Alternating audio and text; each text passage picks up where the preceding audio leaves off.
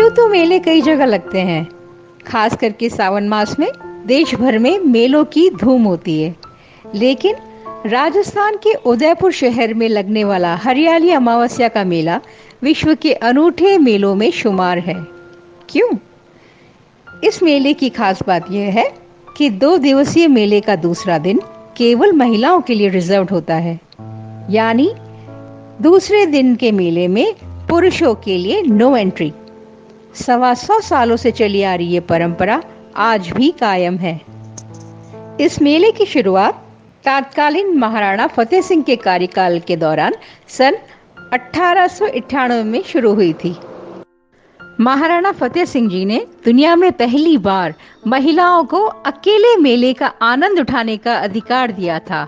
इसके लिए उन्होंने फतेह सागर झील, जिसे पहले देवाली का तालाब कहा जाता था, उस पर पाल बनवाई और वहां महिलाओं का मेला आयोजित किया। तब से ही यह परंपरा चली आ रही है। इतिहासकार और लेखक श्री कृष्ण जुगनू बताते हैं कि महाराणा फतेह सिंह के नाम पर ही देवाली तालाब का नाम फतेह सागर पड़ा था, जो प्रसिद्ध झीलों में आज शुमार है। पहली बार जब महाराणा फतेह सिंह मेवाड़ की महारानी और अपनी पत्नी चावड़ी रानी के साथ देवाली तालाब पर घूमने आए, तब महारानी ने उनसे महिलाओं के लिए मेला आयोजित किए जाने की मांग की थी, जिसे महाराणा ने मान लिया। महाराणा ने महारानी की अपील के बाद पूरे नगर में मुनादी करा दी और 2 दिवसीय मेले की शुरुआत कर उसका दूसरा दिन केवल महिलाओं यानी सखियों के लिए किए जाने की घोषणा की। मेवाड़ में महिलाओं को विशेष दर्जा मिलता रहा है। 18वीं सदी में तत्कालीन महाराणा संग्राम सिंह ने शाही महिलाओं के लिए सहेलियों की बाड़ी का निर्माण कराया था।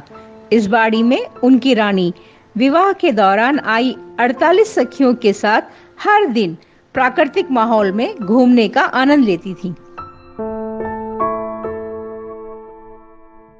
उदयपुर के सबसे अच्छे मेलों में और जो डेटेड मेले हैं जिनके बारे में हम जानते हैं ये कब से शुरू हुआ, उनमें हरियाली अमावस का मेला है।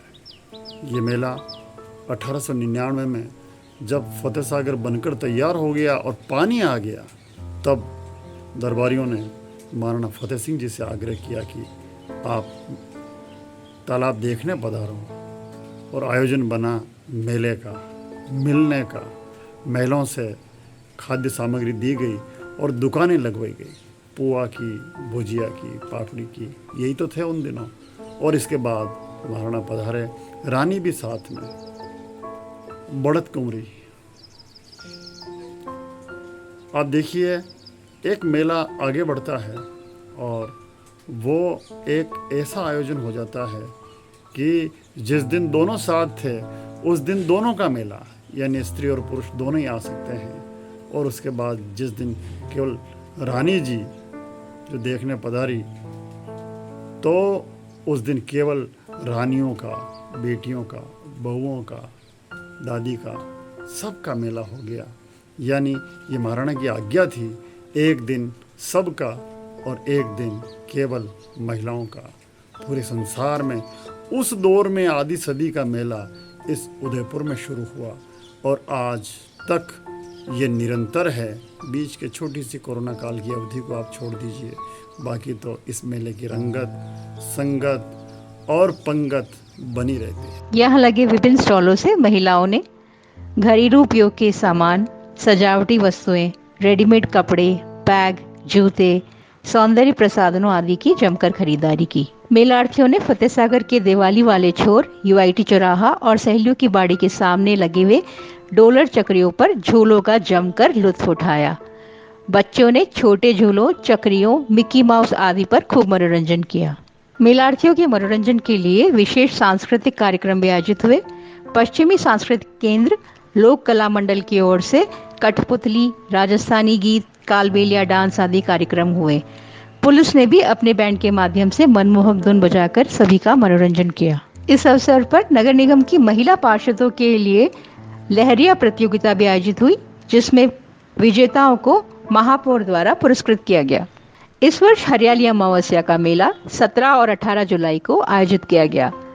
नगर निगम उदयपुर द्वारा आयोजित मेले के पहले दिन जहां पे 30,000 से अधिक स्त्री पुरुषों की उपस्थिति रही, वहीं दूसरे दिन मंगलवार को हजारों की तादाद में महिलाएं आसपास के ग्रामीण इलाकों से भी उदयपुर शहर पहुंची। सहेलियों की बाड़ी से फतेह सागर की पाल तक सजी हुई 450 से अधिक दुकानों पर महिलाओं ने जमकर खरीदारी की। मेले में सिर्फ महिलाओं की ही एंट्री रहे, ये सुनिश्चित करने के लिए पुलिस का कड़ा पहरा रहा और एंट्री गेटों पर पुलिस ने पुरुषों को महिलाओं के मेले में प्रवेश करने से रोका। दोपहर 12 बजे से जो मेलार्थियों का आगमन शुरू हुआ वो शाम देर तक चलता रहा। शाम को तो हालत ये थी कि मेला स्थल पर पांव धरने की भी जगह नहीं मिली।